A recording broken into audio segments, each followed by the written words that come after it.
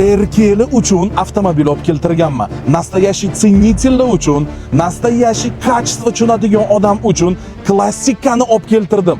Bugun sotuvimizda Mercedes-Benz W140 juda ham ideal состоянияda. 1997-yil, probeg 260 ming kilometr.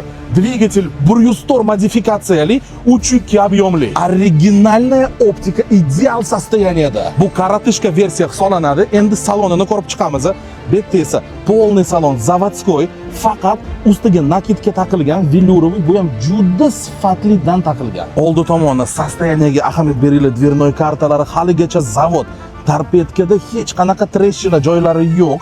Avtomat korobka joylari ham shpon idealniy состоянияda turibdi va tomimizda lyuk mavjud. Bunaqa murshtkoi apparat narxiga keladigan bo'lsa, narxi 13900. Kelib ko'ringlar, savdolashinglar, ma'qul bo'lsa bosib yuringlar.